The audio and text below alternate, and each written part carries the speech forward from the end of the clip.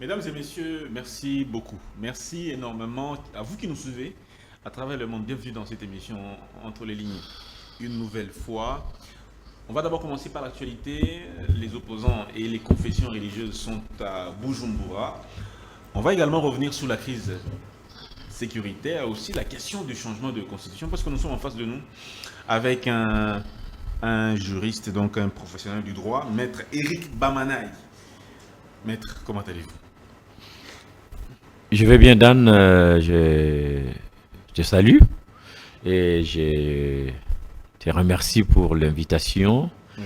Et ça fait longtemps que toi et moi, nous avons été encore une fois de plus sur ce plateau entre les lignes. Et aujourd'hui, je pense que pour l'année 2026, c'est la première. 2026, c'est la première fois. Et merci pour cette marque de confiance.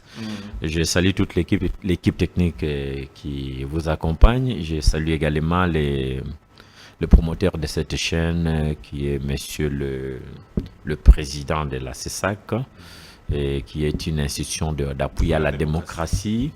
J'en profite aussi pour saluer tous les Congolais de tous bords et de toutes parts, mais plus singulièrement ceux qui sont à l'est de la République démocratique du Congo et qui vivent sous toute forme de tension, de crépitement, des balles et des armes, des destructions massives qui crépitent dans tous les sens venant de cet État voyou qui est le Rwanda. Et je leur dis que bientôt, peu importe, quelle que soit la durée de ces conflits, moi je ne vais pas appeler la guerre pour le moment, parce que je sais qu'il y a des dispositions constitutionnelles qui ne me permettent pas encore d'appeler cela la guerre, mais plutôt je vais parler de l'occupation, de l'agression rwandaise, si vous voulez bien. Peut-être que vous aurez le temps de me poser la question quant à ces dans le développement.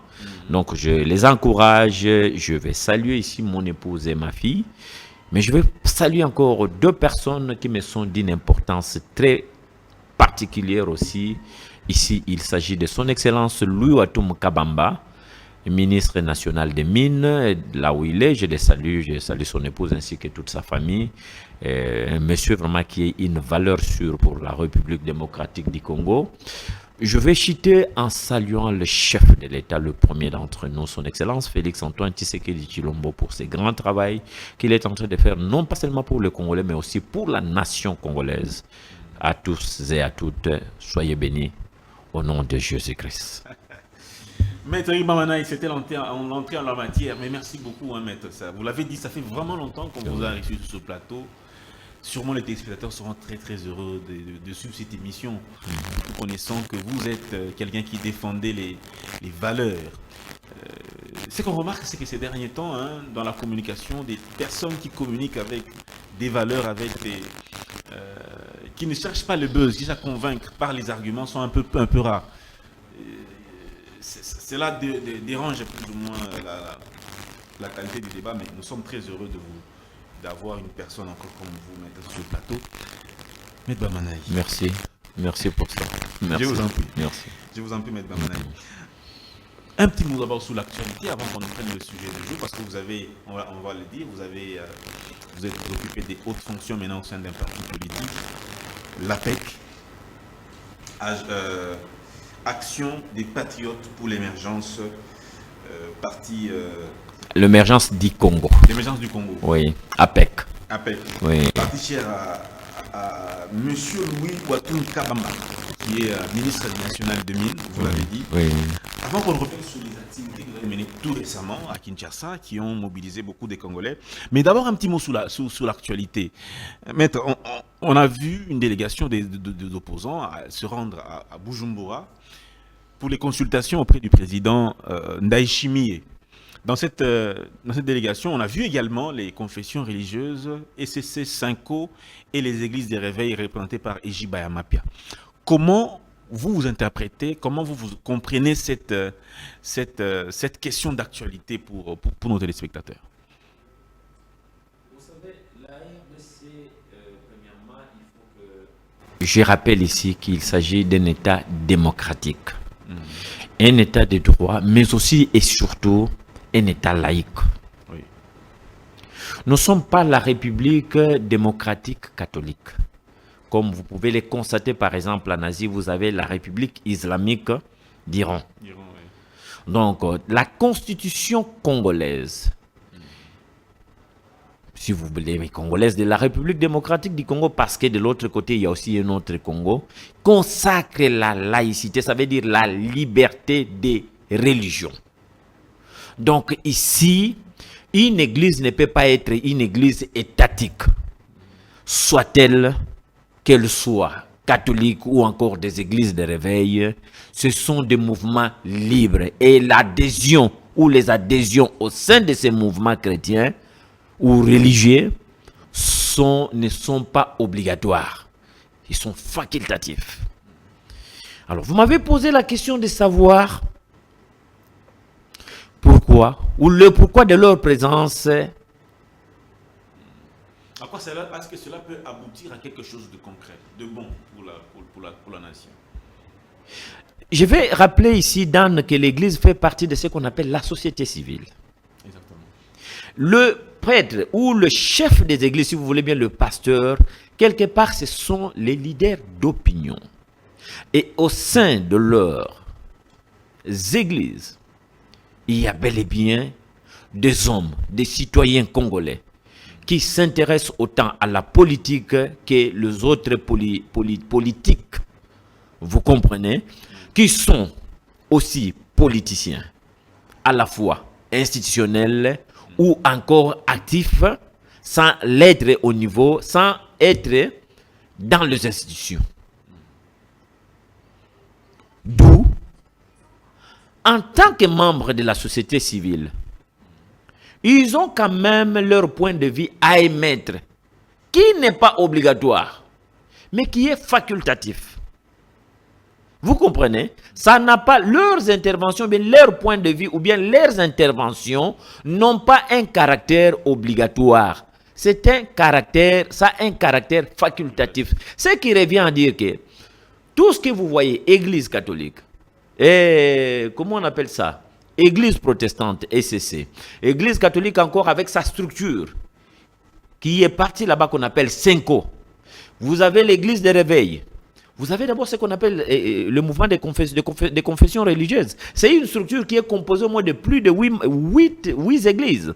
Vous avez l'église catholique, vous avez l'ECC, vous avez le musulman, vous avez les kimbanguistes, vous avez les salitistes, vous avez l'église de réveil, vous avez... quoi d'autre encore? Bon, ils sont au nombre de 8. Donc aujourd'hui, c'est un mouvement qui est composé de plusieurs tendances chrétiennes et religieuses. Oui. Alors, moi je pense qu'en tant que leader d'opinion, et ils sont dans ce qu'on appelle la société civile, ils peuvent aller juste pour aller apporter leur contribution.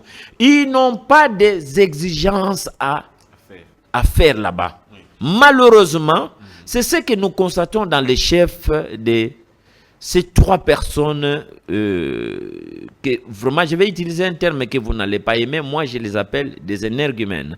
Ces 3 énergumènes qui malheureusement portent la soutane. Et, bon, dans la Bible, comme vous le savez, les pharisiens aussi portaient aussi la soutane. Mais ils étaient là pour s'opposer à la volonté de Dieu, ils étaient là pour s'opposer au Fils de Dieu. Ils étaient là pour s'opposer à la vérité. Ils étaient là, ils ne voulaient rien savoir de la vérité. Alors aujourd'hui, nous voyons que c'est la continuité de cette catégorie de personnes qui, quand bien même qu'aujourd'hui, ça a connu une sorte de modernisation du point de vue, la qualité de tenues qu'ils portent, du point de vue, le parcours, des connaissances qu'ils ont y ajouté. Vous avez la théologie, vous avez la philosophie, vous avez tout ce que vous avez, puisqu'à l'époque, la majorité des pharisiens n'avaient pas fait la théologie, mais ils avaient quand même la connaissance requise dans les choses de Dieu. Mais une connaissance qui pouvait s'avérer malheureusement tronquée ou déformée.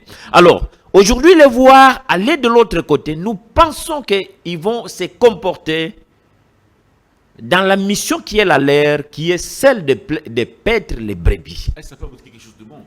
Est-ce que ces consultations peuvent déboucher sur quelque chose de bon? Vous savez, nous ne sommes pas dans un état dictatorial. Nous ne sommes pas sous la dictature. Nous avons un président qui avait été élu pour la première fois au suffrage universel direct.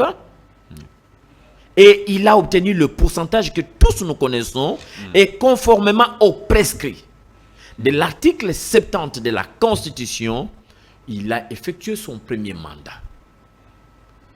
Et comme cet article permet que lorsqu'on a fini son premier mandat quinquennal, on a la possibilité, conformément à cette disposition légale de la Constitution, de revenir. Voilà pourquoi dans cette disposition on parle mandat de 5 ans renouvelable une seule fois. Oui. Vous comprenez? Bien sûr. Donc il a la possibilité de revenir. C'est ce qui fut fait. En 2023, nous avons eu encore d'autres élections. Quand je dis les élections, c'est pluriel. Il y a eu plusieurs scrutins. Nous avons eu le présidentiel. Nous avons eu la députation nationale. Nous avons eu la députation provinciale, communale et tout ce que vous connaissez. Il y a eu même des gouverneurs qui ont été élus à cet effet. Oui. Le président de la République actuelle, son Excellence Félix Antoine Tshisekedi Tshilombo, conformément à l'actuelle constitution, je précise, je dis bien, je répète, le répète, conformément à l'actuelle constitution en vigueur, la constitution de la République démocratique du Congo, il a droit à 2 mandats. Et son deuxième et dernier mandat, conformément à cette constitution, est encore en cours. Ce qui lui permet encore de poser les actes. Vous comprenez? Oui. Alors, la question que vous m'avez posée, c'était celle de savoir... Est-ce que dans de ces consultations Oui. peuvent sortir quelque chose de bon? Nous l'espérons. Nous ne voulons pas aujourd'hui faire de notre pays un arbre à palabres. Ou si vous voulez bien ce qu'on appelle à Kikongo, les Kinzonzi. Là où les gens sont habitués à parloter, comment on appelle ça encore donc, bon, les Kinzonzi tout simplement, l'arbre à palabres tout simplement. Donc, où les gens sont dans les sont d'une manière permanente dans les conciliables. Non, non. Je pense que la question qui se rapporte aux grands enjeux, aux problèmes majeurs du pays, la manière de les régler, la manière de les présenter, la manière de les résoudre est prévue dans l'actuelle constitution. Cette histoire de faire ce qu'on appelle des dialogues, des conférences, de ceci et de cela à répétition, depuis les années 1960, cela avait élu domicile. En commençant même lors de l'indépendance. Nous étions obligés de nous rendre en Belgique, nos aînés, nos aïeux s'étaient rendus là-bas. Nos aînés dans la politique s'y étaient rendus pour aller négocier sur le modalité, premièrement d'abord l'obtention de ce qu'on appelle notre indépendance et les modalités pour y parvenir. Oui. On nous a parlé de Lumumba, les Bolikango, les Boboliko, tout ce que vous connaissez de l'époque. Ils étaient partis, ils ont fini en fait par obtenir cette indépendance. Mais une fois arrivés sur le sol congolais, Oui. il y a eu une succession des événements qui n'a pas pu corroborer avec ce que nos aînés étaient partis chercher réellement Allez, en Belgique. en Belgique. Il y a eu d'abord, comment on les appelait, ceux qui étaient partis, cette délégation qui était partie Des conférenciers. en Belgique, en conférence en Belgique pour aller obtenir l'indépendance. Ils ont commencé à se rentrer dedans. Il y a eu une série de coups d'État et ça n'est suivi même la mort du fait Patrice Emery Lumumba. Personnellement. Vous comprenez que de cette rencontre, il n'y a pas eu par la suite une évolution. Et là, de 6 années suivi le coup d'État de 1965 du fait maréchal Mobutu. Mais maître, je peux vous citer, il y a eu le truc de Coquelatteville, Elisabethville, il y a eu des conférences, il y a eu récemment ici, il y a eu Sun City, il y a eu, comment on appelle ça, les dialogues de la cité de l'OIA, dirigé par même un étranger et tout ça. Donc, on a fait plusieurs fois la même chose, mais pour quelle fin? Pour quel résultat? Je pense qu'à un certain moment, nous devons nous asseoir, nous regarder en face, nous poser la question de savoir, avec cette multiplicité des dialogues, de pourparlers par-ci, de pourparlers par-là, conférence nationale souveraine, pourquoi chaque fois qu'après avoir organisé, après avoir été réunis autour d'une table, on revient toujours à la case de départ? Aujourd'hui, c'est Bujumbura. Oui, c'est une bonne chose. Mais je suis en train de me poser la question, Bujumbura, pour quelle fin? Or, le prêtre, avant de partir d'ici, sont en train de réclamer à corps et à cru un dialogue qu'ils doivent diriger, chose qu'ils n'obtiendront jamais. Alors, Maître Bamanaï, le débat demeure entier, notamment sur la question de la Constitution, parce que c'est aussi l'une des matières qui est abordée là-bas. Martin Fayoulou, Délice Sanga, les représentants de Moïse Katumbi et de Matata Ponyo, tous disent que nous sommes engagés pour que M. Tshisekedi puisse reculer, qu'il puisse retirer la loi sur le référendum, qu'il annule son projet de changement de constitution. Maître Bamanaï, est-ce que vous pensez qu'aujourd'hui le président Tshisekedi est-il prêt à reculer dans cette volonté de pouvoir changer la constitution? Est-ce que le président peut-il abandonner ce projet-là aujourd'hui? Merci beaucoup, Dan. Je pense que moi, je vais me livrer à un exercice. Tout à fait. Un exercice qui est démocratique. Un exercice qui est permis dans la pratique ou dans des pratiques démocratiques. Oui. Les opposants, entre guillemets, qui se sont rendus à Bujumbura, plus précisément, disons, au Burundi, plus précisément à Bujumbura, dans leurs revendications, ils vous parlent d'un renversement de l'ordre constitutionnel. Ils demandent à ce que le président de la République, vous venez de le dire, qu'il puisse faire marche arrière. Mais justement. En retirant la loi référendaire. Oui. Or, nous ne devons pas ici ignorer que nous sommes dans un État démocratique et que l'un des principes sacro-saints que prône Montesquieu, qui s'appelle séparation des pouvoirs. Nous avons l'exécutif qui est bicéphale chez nous. Nous avons législatif qui est bicaméral. Et nous avons l'exécutif, nous avons les judiciaires. Judiciaire, oui.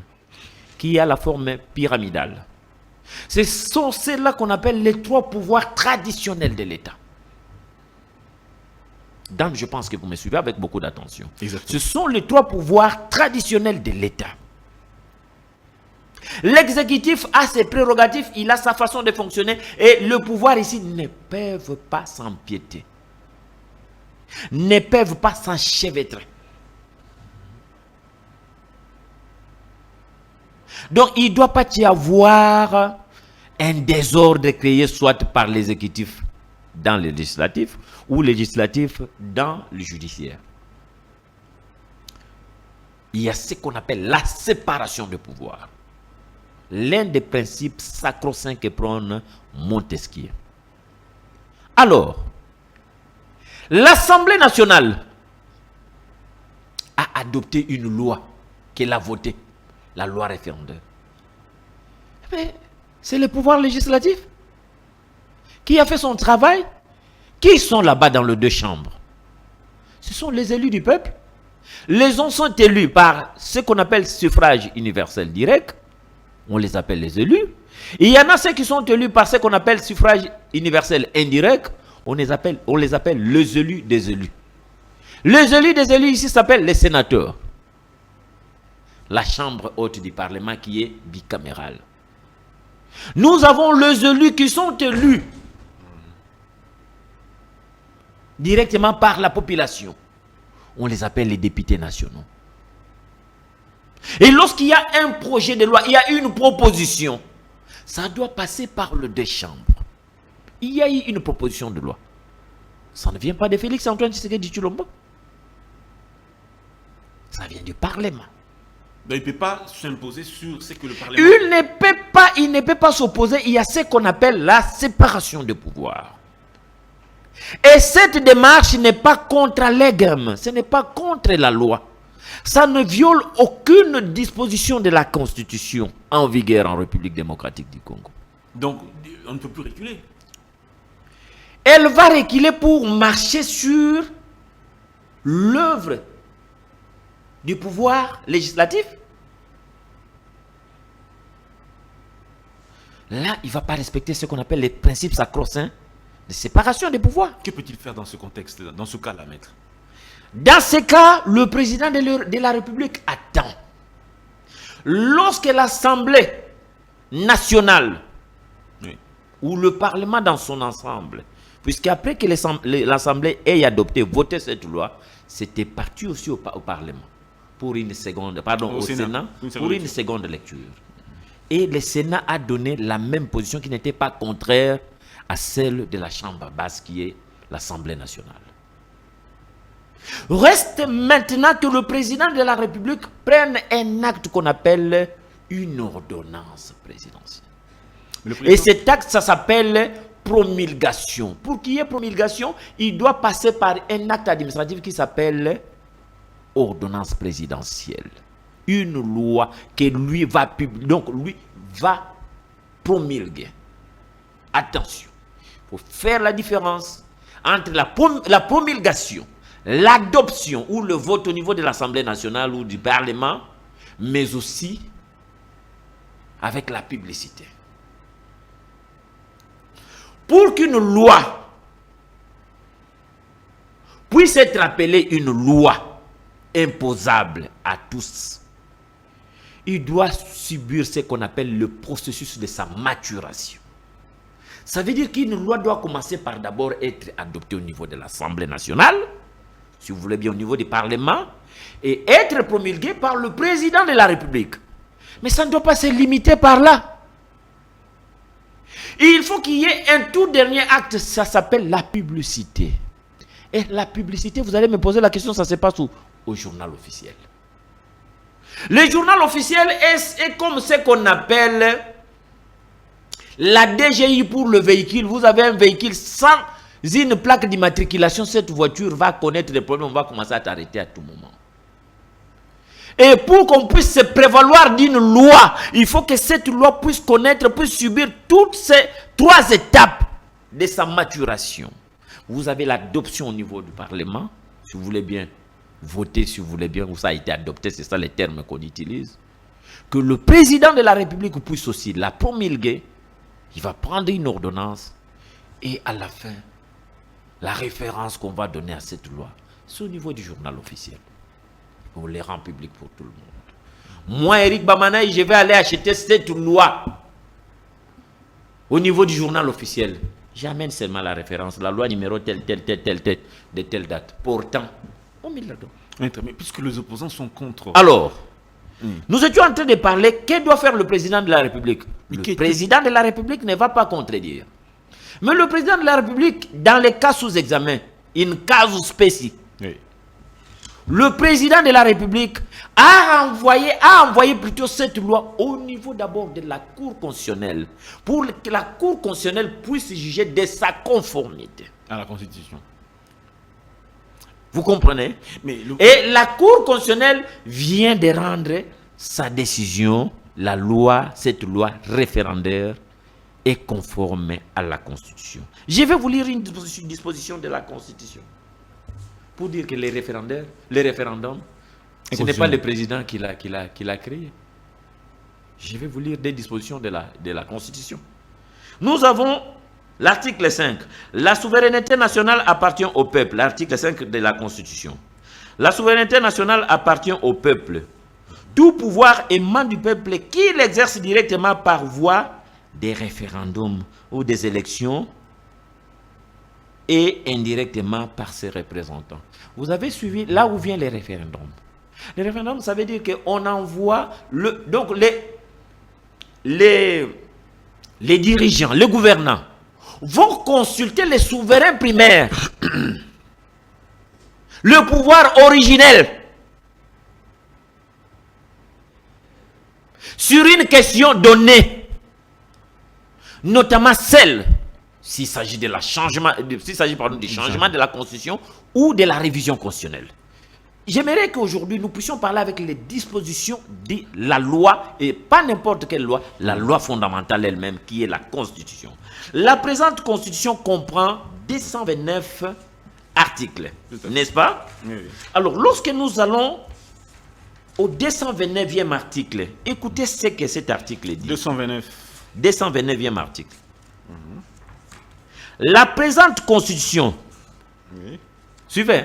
Je vous suis. La présente Constitution est adoptée par référendum, entre en vigueur dès sa promulgation par le président de la République.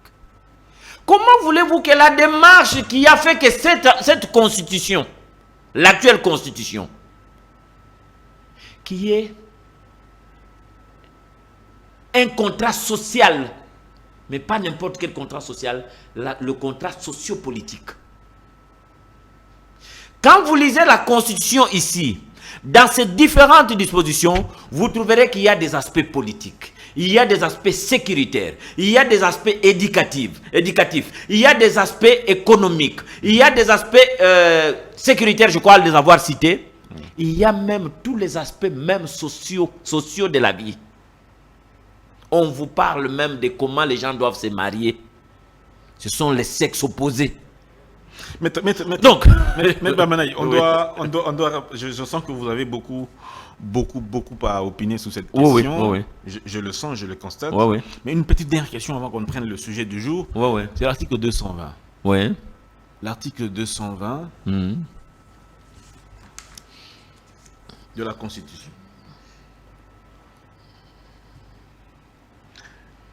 On a suivi beaucoup de juristes qui défendaient cet article, notamment parlant des matières qui s'y trouvent, notamment le professeur Mampouya, le nouveau professeur Onyemba. Oui. Dire que cette constitution ne peut pas être changée, c'est-à-dire c'est prohibé. On ne peut pas. L'article 220 dit que le principe, par exemple. Je peux vous en donner lecture si vous voulez bien. Allez-y. Puisque c'est vous qui parlez, moi je peux juste vous aider. Article 220 de l'actuelle constitution en vigueur en République démocratique du Congo.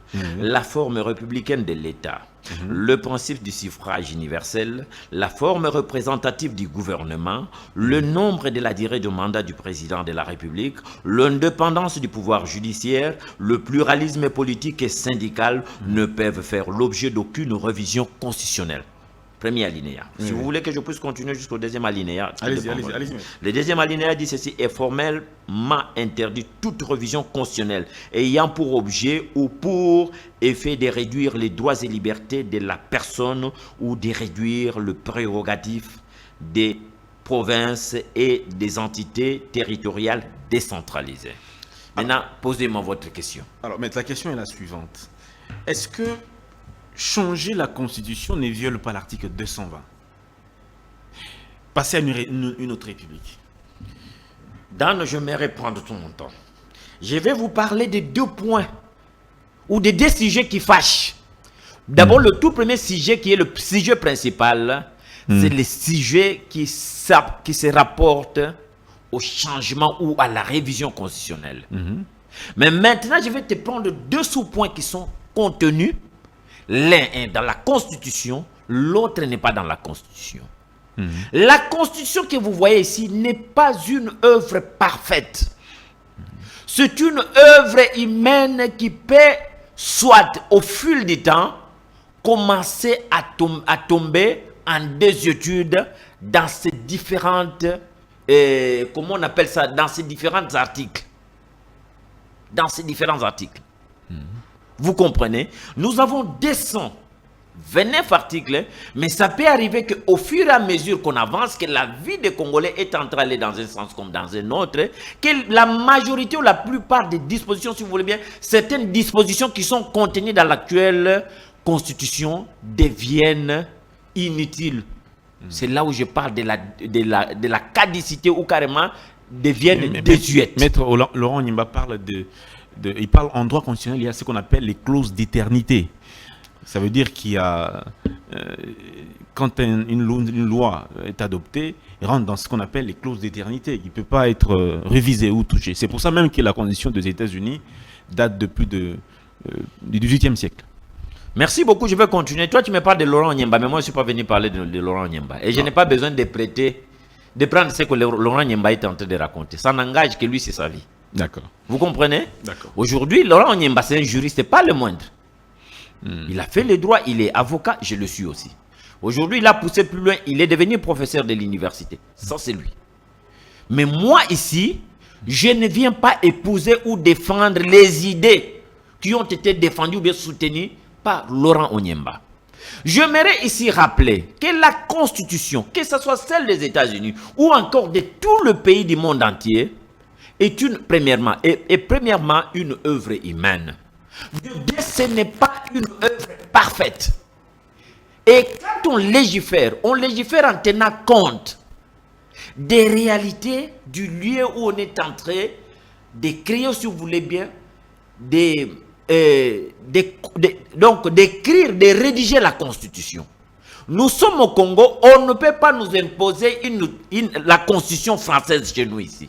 Ça veut dire que ça ne va pas cadrer avec les réalités de chez nous. Oui. Maintenant, je vais répondre à ta préoccupation pour dire que lorsque vous lisez la Constitution ici, du 1er au 229e article, qui est le dernier article, vous constaterez que je parlais des deux démarches, je parlais de la révision constitutionnelle, je parlais du changement constitutionnel. Mais je vais d'abord expliquer ce qui se trouve dans la Constitution. Article 218 de la Constitution actuelle parle dans ce titre 7, il parle de la révision constitutionnelle. Il dit l'initiative de la révision constitutionnelle appartient concurremment 1 au président de la République, 2 au gouvernement, après délibération au Conseil des ministres, 3 à chacune des chambres de parlement à l'initiative de la moitié de ses membres, 4 à une fraction du peuple congolais, à l'occurrence 100 000 personnes, s'exprimant par une pétition adressée à l'une de 2 chambres. Chacune des initiatives est soumise à l'Assemblée nationale et tout. On vous montre même la démarche. La révision, suivez très bien. Troisième alinéa, je crois, 4e. Troisième alinéa dit exactement ceci. La révision n'est pas définitive que si le projet, définitive que si le projet, la proposition ou la pétition est approuvée par référendum sur convocation du président de la République. C'est la Constitution qui le dit. C'est le président qui convoque. Les référendums est connu et même constitutionnel. Alors, lorsque vous me parlez de l'article 220, voilà ce qui pose problème au niveau de l'article 220.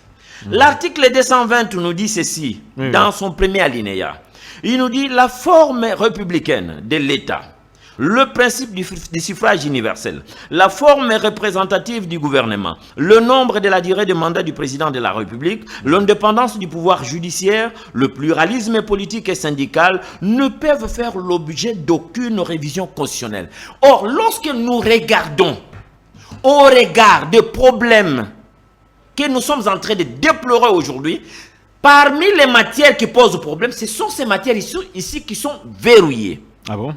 Et qui ne peuvent pas être touchés lorsqu'on emprunte la démarche ou lorsqu'on prend la voie de la révision constitutionnelle. Toucher ces matières, ça va tomber, ça va amener le président de la République dans ce que comment on appelle ça, tous ces opposants appellent le renversement de l'ordre constitutionnel. Vous comprenez? En ce moment-là, ça peut s'apparenter à ce qu'ils appellent le coup d'état constitutionnel. Je ne sais pas si on se comprend très bien. J'aimerais que tu puisses me suivre avec, parce que je vais chuter avec le deuxième point pour bien compléter mon raisonnement et pour permettre la compréhension de tous. Oui. Or, le président de la République, bien que la loi référendaire ait déjà voté, ça peut être voté pour la révision constitutionnelle. En ce moment-là, si on va pour la révision constitutionnelle, ces matières qui sont énumérées dans l'article 220 de la Constitution, de la présente Constitution, ne seront jamais touchées. Si on les touche, ça sera effectivement un coup d'État constitutionnel. Ça sera également le renversement de l'ordre constitutionnel. Là, tous les opposants qui font tout ce bruit-là, ils auront un argument de taille pour accuser le chef de l'État. Oui, mais le changement, là... Alors, oui, maintenant, je vais prendre le deuxième point. Oui. Maintenant, je vais te parler d'une deuxième décision qui n'est pas reprise dans cette Constitution, mais qui n'est pas non plus interdit dans cette Constitution. Or, nous tous, nous savons qu'il y a un adage français qui dit « ce qui n'est pas interdit est... ce qui n'est pas interdit est permis ». Est permis. Voilà. Donc, vous comprenez que les constituants, il a laissé les champs libres. Mais c'est interdit ici. On dit on ne touche pas à ça. Non.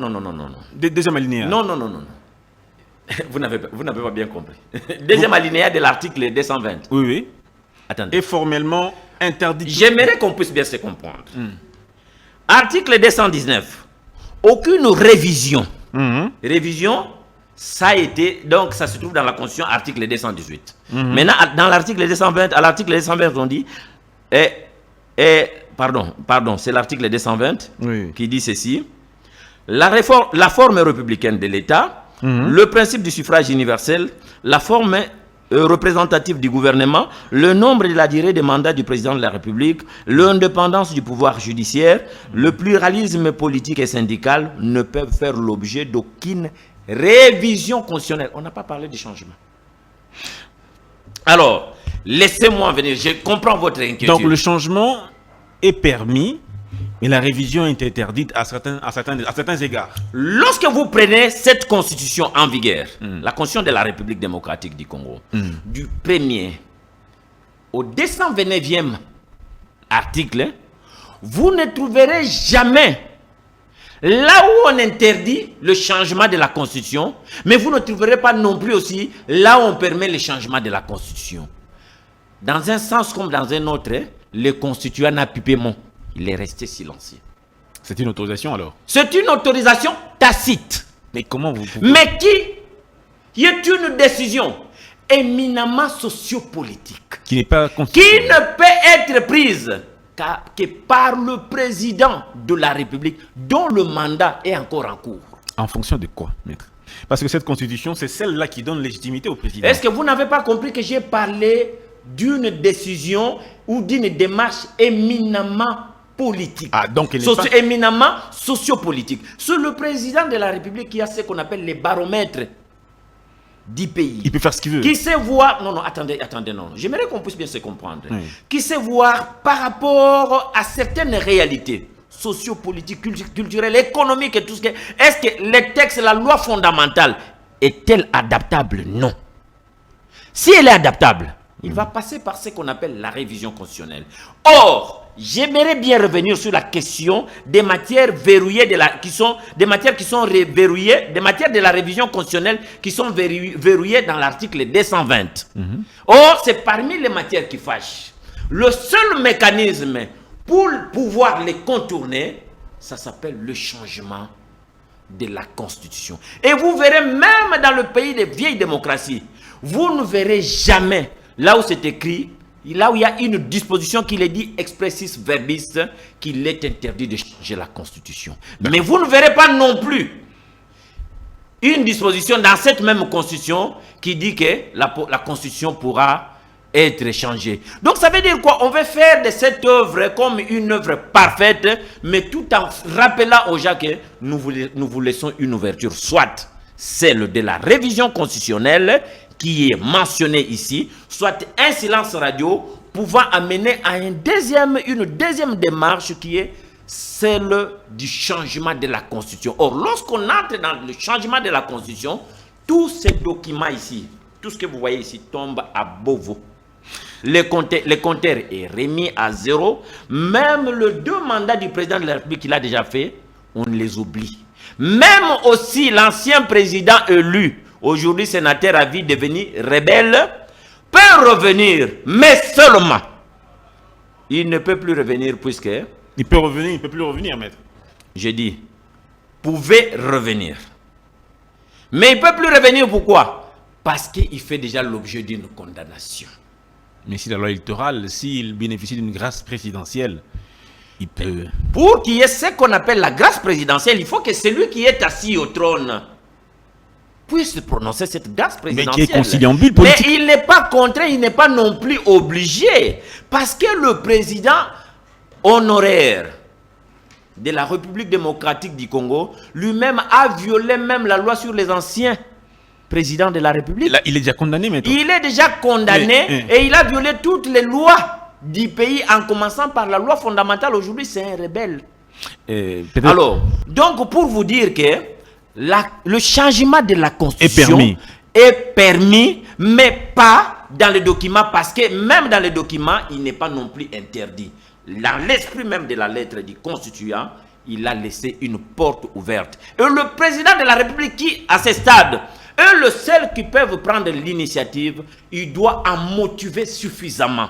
Il doit, lorsqu'il prend cette décision, il doit présenter des raisons qui doivent soutenir sa démarche. Donc, chaque président qui vient, puisque l'interconstitution n'interdit pas qu'on puisse changer, chaque président qui remplace un autre peut avoir la latitude de mettre en place sa propre constitution, puisque ce n'est pas interdit. J'aimerais que nous ne puissions pas nous perdre dans ce que nous sommes en train de dire. Le président de la République, son Excellence Félix Antoine Tshisekedi Tshilombo, que moi je soutiens, que je conseille de changer l'actuelle constitution, à qui je conseille, pardon, de changer l'actuelle constitution de la République, si jamais il adhérait dans cette démarche-là, la constitution qui sera rédigée en ce moment-là, ça ne s'appelle pas la constitution de Félix Antoine Tshisekedi Tshilombo. Contrairement à ce que Kabila nous a dit il y a peu, que cette constitution de 2006, modifiée en 2011, c'est sa constitution. Nous ne voulons pas avoir la constitution des personnes, comment on appelle ça? Des individus. Nous voulons avoir la constitution de la République. Donc, si le président Félix Antoine Tshisekedi aujourd'hui changeait la constitution de ce pays, il ne les changera pas pour que ça soit un bien privé, que ça soit un document qui lui appartient. Mais ça sera permis aussi. C'est un document de la République démocratique du Congo qui va être adapté aux réalités. Je dis bien aux réalités qui sont plurielles. Vous avez les réalités sociopolitiques, économiques, et tout ce que vous voulez, sécuritaires, culturelles et tout ça là. C'est tous ces domaines-là de la société congolaise qui seront essayer d'être revus dans la nouvelle constitution. Donc, que les gens fassent très attention quand ils se disent que non, il est en train de modifier la constitution parce qu'il veut briguer un troisième mandat. Mais si jamais la constitution changeait, il appartient au président. Il appartient, je vais répondre à cette question. Il appartient au président de la République. S'il trouve qu'il peut encore revenir, là, le compteur est remis à zéro. Aucun texte ne lui empêchera. Et surtout qu'en ce moment-là, nous aurons une nouvelle constitution qui va nous balancer dans ce qu'on appelle la 4e République. Maître Bamanaï, merci beaucoup. On va avancer. On a pris beaucoup de temps sur cette question. Je pensais qu'on allait être bref, mais bon. Tu m'as permis quand même de dire et de faire sortir ce que je porte en moi comme petite connaissance que peuvent accepter les uns et que les autres aussi peuvent rejeter. C'est bien préparé, c'est bien étudié par Eric Bamanaï qui livre sa pensée. Maître Eric Bamanaï, alors, parlons maintenant de vous, votre personne. Maître Bamanaï a adhéré à l'APEC, Action des Patriotes pour l'émergence du Congo. Parti cher à Louis Watum Kabamba, qui est ministre national des Mines. Il est également VIP, c'est-à-dire visionnaire, initiateur donc, de ce parti. Alors, Maître Bamanaï, est-ce qu'on peut connaître les valeurs de ces partis politiques et l'objectif, l'objectif c'est la conquête du pouvoir, mais les valeurs d'abord de ce parti? Merci beaucoup, Dan. Peut-être que votre question indirectement me pose la question, pourquoi avez-vous adhérer à ce parti. Bien sûr. Or, à l'époque, on savait que vous appartenez à un autre parti. Exactement. C'est ça. Bien sûr. En d'autres termes, si Bien vous voulez sûr. bien, Alice Verbis. Bien sûr. Donc, je vais vous dire tout simplement qu'autour du président de la République, il y a premièrement une très grande famille politique qui s'appelle l'Union Sacrée. Et l'Union Sacrée aujourd'hui regroupe à son sein plusieurs partis politiques qui sont de la majorité présidentielle. Entre autres APEC. APEC qui est un parti cher à son excellence Louis Ouattoum Kabamba, actuellement ministre des Mines en République démocratique du Congo. Et nous, au sein du parti, nous l'appelons les VIP, qui veut dire tout simplement visionnaire, initiateur du parti. Et ces partis prônent 4 valeurs cardinales. Parmi ces valeurs, nous avons la méritocratie. Vous n'assumez aucune responsabilité. On ne vous donne rien si vous ne le méritez pas. Ce n'est pas, vous n'êtes pas du domaine, on vient vous donner. Qu'est-ce que vous allez foutre là-dedans? Si vous êtes habitué à tenir les armes, on vient vous donner la médecine. Vous allez commencer à piquer des grenades dans le corps des gens et vous ferez combien de morts? Même si vous êtes intellectuel. On peut vous confier une responsabilité aujourd'hui sur base de votre militantisme au sein du parti. Est-ce que vous l'avez mérité? On vous posera la question, quel est son cursus au sein du parti? Est-ce qu'il mérite cette récompense, cette reconnaissance?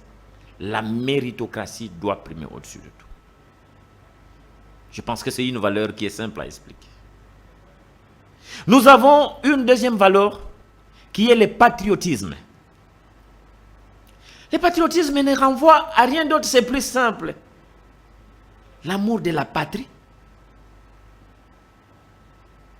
Aimer son pays.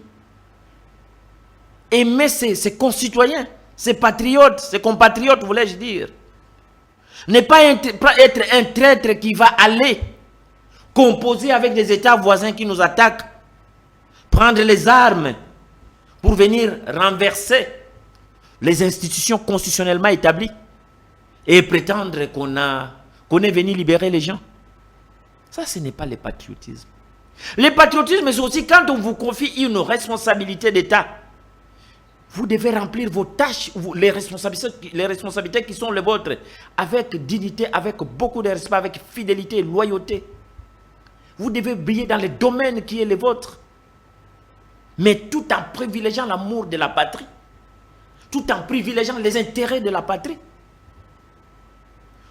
Toute activité anti-patrie ne fait pas de quelqu'un un patriote. Et nous avons la troisième valeur cardinale.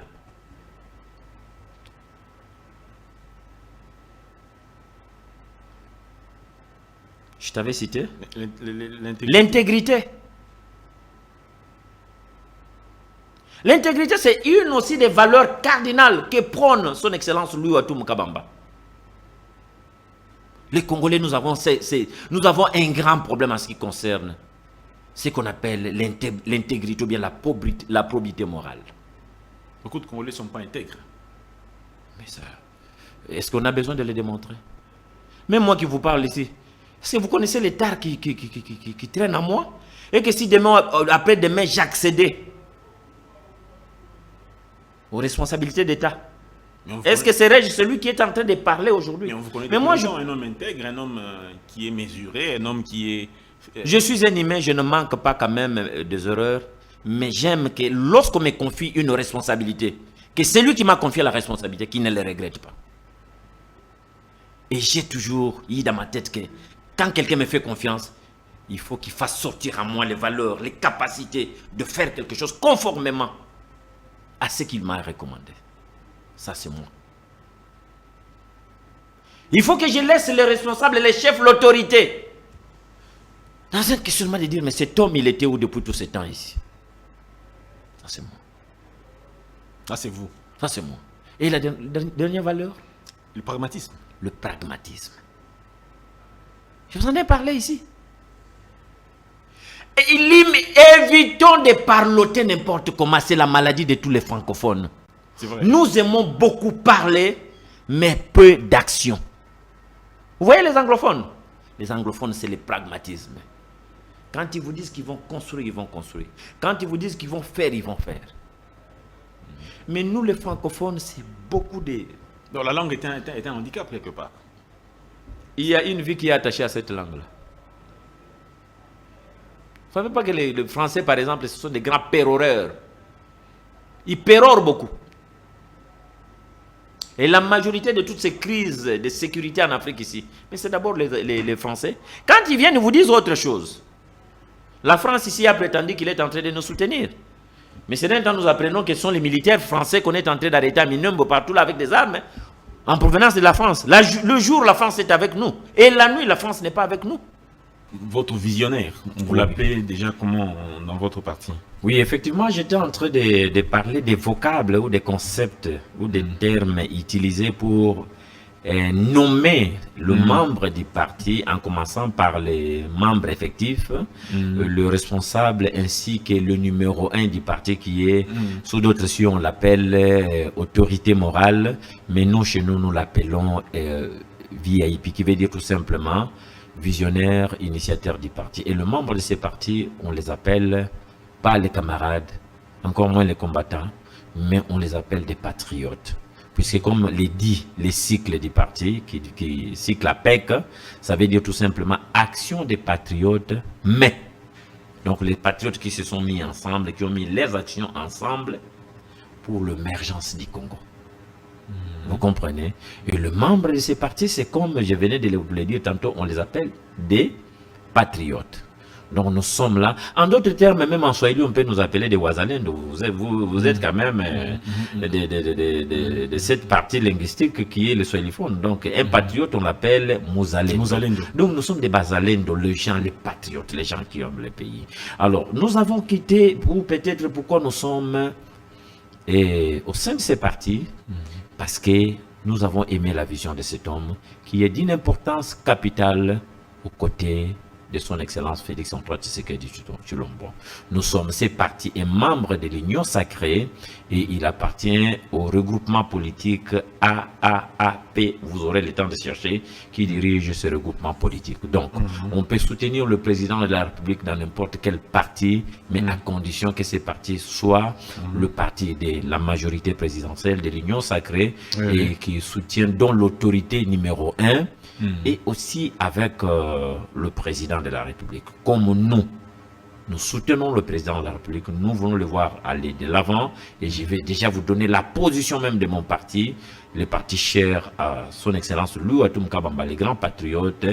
Il soutient le changement de la Constitution et l'a si bien exprimé lors de la grande manifestation que nous avons tenue il n'y a pas longtemps, c'est 13 juin 2026 à la place de l'échangeur de Limité, où cette matinée politique, ou cet événement politique dénommé matinée politique des adhésions massives avait réuni autour du visionnaire VIP plus de 15 000 adhérents, puisque la matinée portait sur les adhésions massives. Et c'est comme ça que le 13 juin, ça a bousculé, ça a changé. Et la province du Haut-Katanga n'a pas voulu rester à marge. Et aussi, à leur tour, ils ont préparé quelque chose d'avant-goût dans ce qu'on appelle le stadium de la Gécamine. Au Katanga, là-bas, ça a changé de nom, il paraît. Mais vous connaissez le stadium de la Gécamine. Et là-bas, la matinée avait réuni 5000 personnes, 5000 adhérents bien entendu.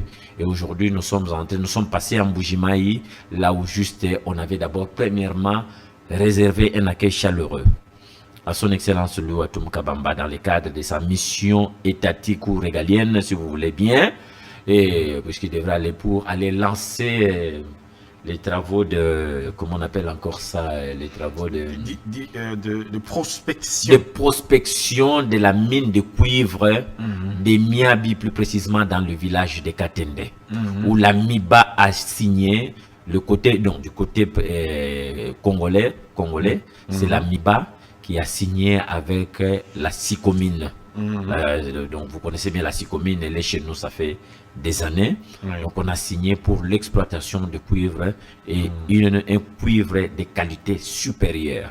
Donc nous étions là-bas avec lui et il revenait, il continue toujours. Je peux vous parler de beaucoup de choses qu'il fait. Entre autres, il y a encore des accords qui ont été signés avec les Suisses pour la fabrication de montres et bijoux en diamant, tout ça toujours avec l'AMIBA. Donc il faut aujourd'hui rappeler à tout le monde, d'une manière générale et d'une manière singulière à tous les Kassaïens, que l'AMIBA aujourd'hui ne plus seulement une entreprise d'exploitation des diamants, mais aujourd'hui il est allé dans ce qu'on appelle le minerai stratégique. Entre autres, nous avons le cuivre. Mais je ne veux pas dévoiler. Il y a encore d'autres minéraux stratégiques d'une teneur très élevée et de meilleure qualité qui nous seront dévoilés dans les jours à venir. Donc l'AMIBA n'est plus l'AMIBA seulement de l'exploitation du diamant, mais c'est devenu maintenant une société minière qui exploite beaucoup de minéraux et surtout lesquels des minéraux qui sont appelés le minerai de l'or, le minerai stratégique. Maître Bamanaï, en tout cas, merci beaucoup pour votre participation sur cette émission. Mais qu'est-ce que nous devons particulièrement retenir concernant la PEC, votre nouveau parti politique? Qu'est-ce que l'opinion devra garder à l'esprit par rapport à ça? La PEC est un parti politique, comme je venais de le dire, qui prend des valeurs cardinales que j'ai à énumérer ici. Sur l'ensemble du territoire national. On est en train de redynamiser les partis. C'est pour vous dire que si vous allez à Matadi, vous allez trouver les partis à PEC. Vous allez à Lubumbashi aujourd'hui, ça chauffe là-bas. Les lois là-bas est en train de se préparer. Mbujimai, après avoir réservé l'accueil à son excellence Louatum Kabamba, il est en train de se préparer pour aussi organiser sa manifestation, si vous voulez bien, sa matinée politique des adhésions massives. Donc ça va comme ça, Nituri, Otuele, Bazouele, dans la province, dans la grande Équateur, dans sa configuration actuelle, sans oublier la grande orientale dans sa configuration actuelle, puisqu'elle est démembrée et tout ça. Vous avez l'Ituri, vous avez Otuele, vous avez Bazouele, vous avez la Chopo, vous allez à l'Équateur, sa nouvelle configuration. Vous allez trouver qu'il y a la Chopo, il y a l'Équateur, il y a la Mongala, il y a le sud, le nord Ubangi. Tout ça là, donc le parti est en train d'aller, donc nous avons entamé une démarche de sa redynamisation et c'est un travail qui est dévolu, qui est reconnu aux autorités du parti qui sont d'abord lui-même le visionnaire, et vous avez le président Aïe, qui est là, vous avez le secrétaire général et vous avez le secrétariat général et le secrétariat national. Donc vous avez tout ce qui accompagne cette démarche de la redynamisation du parti, et dans les jours à venir, vous aurez beaucoup plus d'informations, des adhésions qui vont encore se multiplier, parce que nous allons aller vers le peuple pour lui expliquer que nous sommes d'abord un parti de la majorité présidentielle et que nous soutenons son excellence Félix Antoine Tshisekedi Tshilombo, et nous sommes de la famille politique du chef de l'État qu'on appelle Union Sacrée, et nous appartenons au regroupement politique AAAP. AAP de Tony Kankou Chikou. Vous l'avez dit. Maître Bamanaï, merci. Merci énormément. Merci beaucoup, merci Dan pour cette invitation. Quand bien même que tu m'as pris à pied levé, je me suis livré à cet exercice. Comme d'habitude. Comme d'habitude. C'est à la population, aux téléspectateurs d'en juger l'opportunité ou bien l'inopportunité. Quant à nous, nous avons fait ce que nous pouvons faire. Nous nous sommes livrés à cet exercice. Et les ratés ou ceux qui feront mal scientifiquement, ça nous permettra de nous amender, de nous améliorer prochainement. Merci énormément. Merci énormément, Maître Éric Bamanaï, qui est donc au cadre du parti APEC, Action de Patriotes pour l'émergence du Congo, parti dirigé par le ministre national des Mines, M. Louis Watum Kabamba. Merci. Salutations donc au ministre, salutations à tous les membres du parti, à tous les patriotes, à tous les Ouazalendo. Donc on vous dit au revoir et bonne chance dans votre nouvelle initiative, notre nouveau parti politique. Merci beaucoup. Merci, Dan. Au revoir. Au revoir.